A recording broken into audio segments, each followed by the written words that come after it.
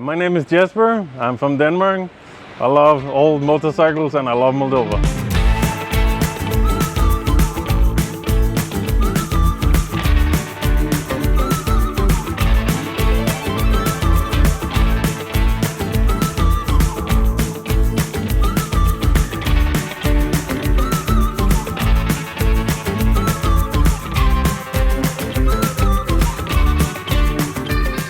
Started back in, I think it was 2015. I had a friend for many years who lived in Moldova, and she told me a lot about this country, that there's no tourism, no one really knows about it, and since I like somewhere there's no tourism, I think, okay, I have to come and see this country. And actually the first time I came here, I fell in love with the country. I fell in love with the warmth and the big heart in all the people. And people are always nice, people want to help you, even though if you can't communicate, people are always open to communicate in some sort of way, even by pointing or trying as best they can in English. Yes, I have a lot of friends here, so this also makes me come back all the time.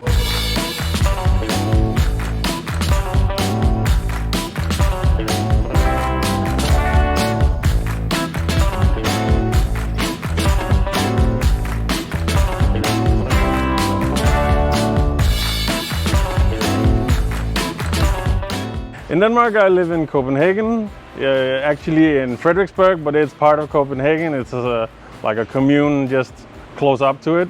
I started to get into all the motorcycle events by actually becoming friends with more and more people who drive motorcycles.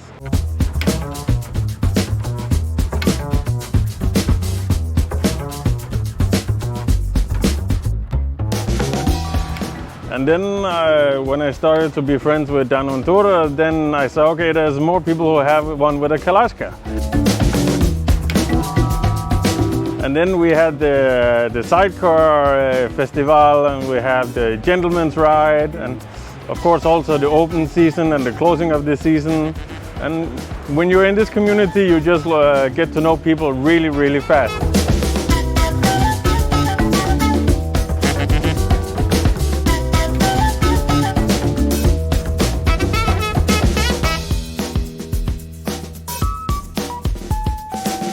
My bike is a Dnepr K750.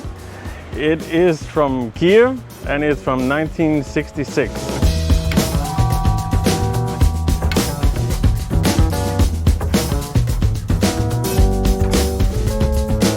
And I like this old style of bikes. I prefer them older than newer.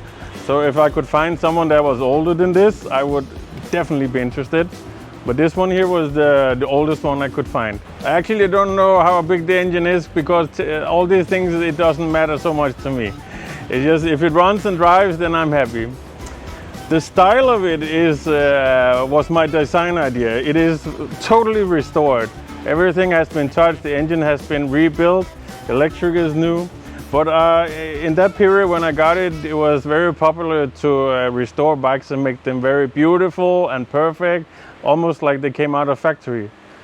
And I said, I will go the other way. I will take this one, make it function, make it 100% perfect, but I wanted it to look like I found it in the forest, turned the key and just drove.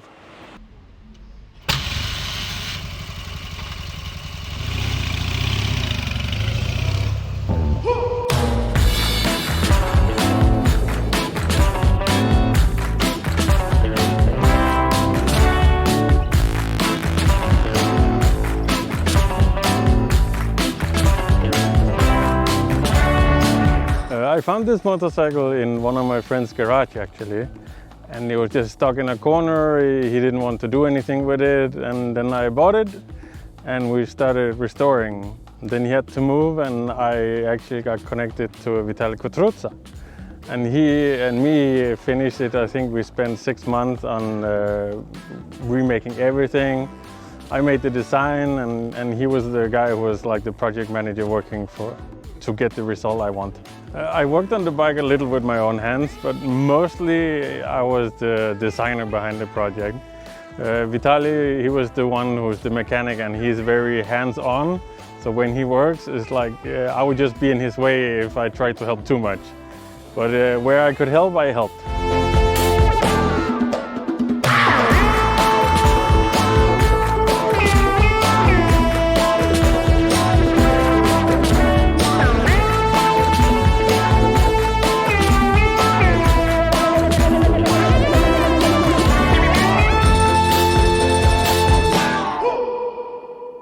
Most of the parts on this bike is actually the original ones.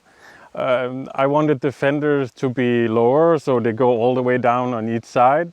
That means I had to buy some extra fenders, and we cut them up and welded them together. Some small parts of the engine has been replaced. I think it's some small wheels inside that was too worn out, but mainly most of the things in the engine is original.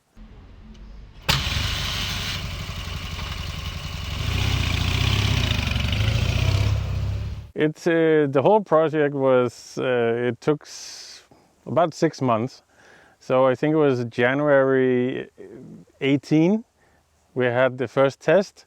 And the first test was actually quite fun because we were 5 guys with sidecar motorcycles, and we went outside Chisinau and we were driving on the ice of the lake. So this was my first test of the bike for real, and it passed.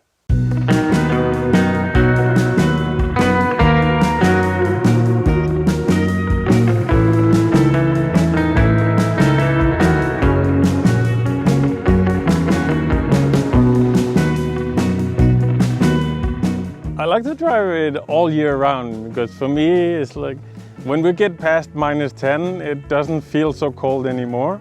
So I actually like to drive in that weather. And that day when it was snowing so much, the pictures has become a little bit famous here and I think it's quite fun. But I love that actually. It was a fun adventure to drive around because there's no one else who drives.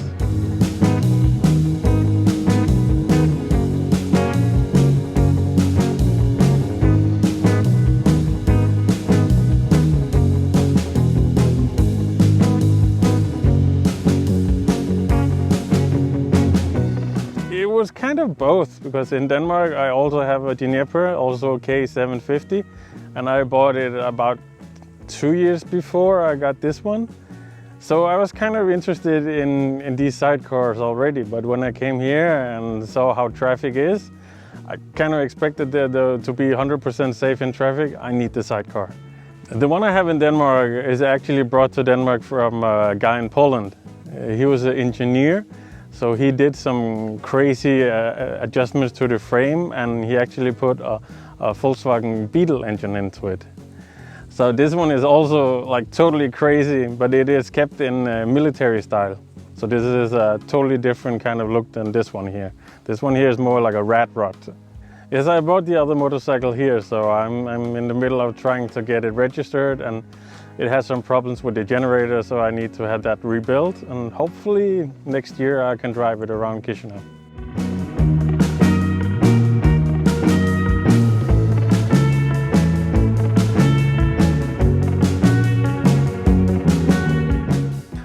The special details about this bike is that the fenders usually sit a lot higher up. I want them to be like a low rider, so they are like sitting on top of the wheels.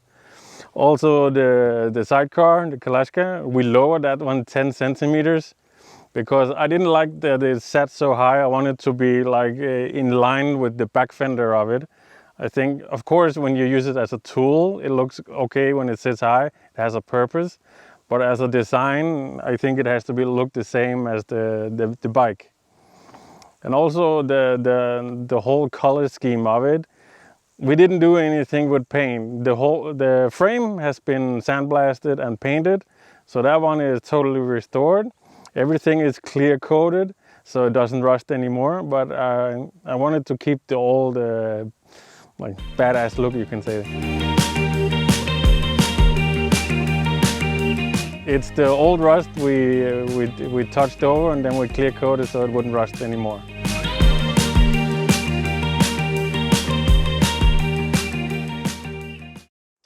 I bought a Pobeda some 2-3 years ago. My plan was in the beginning to build like a rat rod / hot rod like this motorcycle. but I couldn't get the one I wanted, so we ended up with another model. And the model I found was actually in a very good condition. It was a mechanic in Bells who had it. It was parked in a garage. So it had all the details, so I thought it was too bad just to totally strip it. So because it's so perfect and it has all the trims and all the details inside, I think it's too bad just to like split it in atoms and make something crazy out of it. So I want to honor it a little bit, but I wanted to make like a resto mod. That means that I will restore it, make it look very nice, but I will improve some things that I think the factory didn't make so nice. So at the moment it has been sandblasted, every metal part has been touched and the rust has been removed, all the lines between doors and frame has been aligned. So right now it's actually getting to the point where I have to look at all the small details, work on the things underneath it. When everything is lined up and everything is measured correctly, it can go for paint.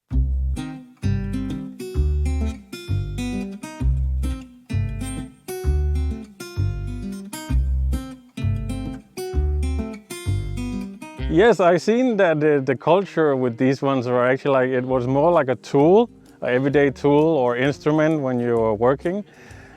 I can kind of say like it's the same thing today in Denmark with bicycles. You get from A to B, and if you carry a lot, you can have it in a basket or some side bags.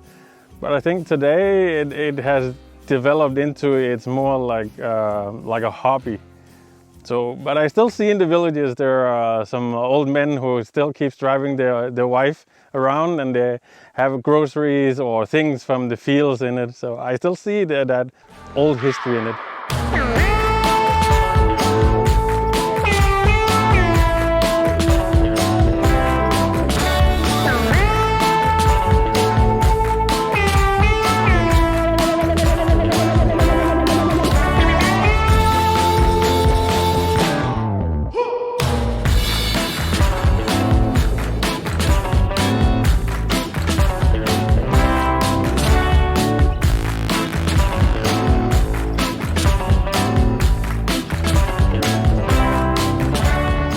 I see in Europe that everybody is getting more and more focused on themselves.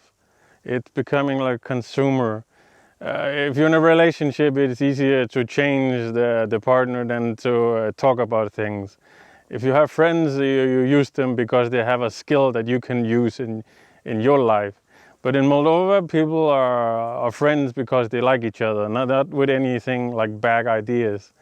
And relationship here is also because people love each other and they want a family. So I like the old values here and the big hearts. They open up to everyone who comes, no matter who you are. And this is something my grandparents used to be like. So I'm missing that part of thing in my life in Denmark. So I always see myself as a good home when I visit my grandparents. And this is like the whole country here is like my grandparents. I like the everyday life here. It's like when I come to a place, I just want to fit in as most as possible. I don't want to be a tourist. So I already see myself as part of the society here, and I try to give back as much as I can because people here in the country give so much to me. So yeah, I live just surrounded by Moldovans, and I park my bike on the street, and the cool thing here is you don't need to lock things. In Denmark, if I put my bike on the street, it will be gone the next morning, even if it had a lock on it. Here it's like people respect it, and also people look out for things because they know I live there.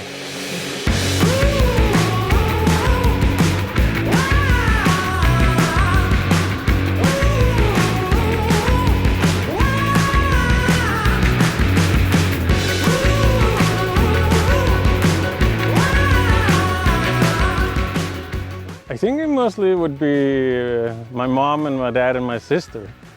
But my mom and my sister has actually been in Moldova and they really liked it here. So hopefully I can get them back again at some point and let them see some more. But I don't really miss anything. If there's something I miss here, it's like I miss a partner who also likes motorcycles so we can have adventures together. But I'm sure that will happen one day. Yeah, I miss my bike a lot when I'm not here. And even I miss everything. It's like it's wrong when I leave. Everyone's got an opinion. Who am I not to believe them? Although we're different, you're still a friend. Tell myself one man's poison. Yeah, when this war started, I think it was 6 days after that, we organized in Denmark. Some Ukrainians and some Danish people we organized and started collecting humanitarian aid. And so far we have sent 30 trucks to Ukraine. So it's like a little bit over 300-400 tons of help. And we are now in the phase of we want to start the rebuilding of the schools in around Kiev area. And then when you say if I learned something about Ukraine or feel more connected when I hear, I actually had friends before I knew about Moldova in Ukraine. But Moldova learned me one big thing is like you always help your neighbors if they're in need. This is something I think everyone can learn, because a lot of people wouldn't even help their neighbors next door with sugar. But I like that here, if someone is in need, we help, also if it's a neighboring country.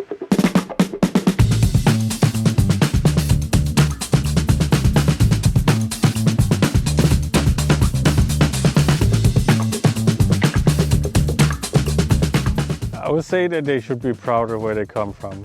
There's not a lot of countries left in the world where people have big hearts. Most people think about themselves, and this is the thing that is ruining the world. So I think if you're from Moldova, you should really be proud of being from a place that still has this gift. My future would 100% be in Moldova until I die.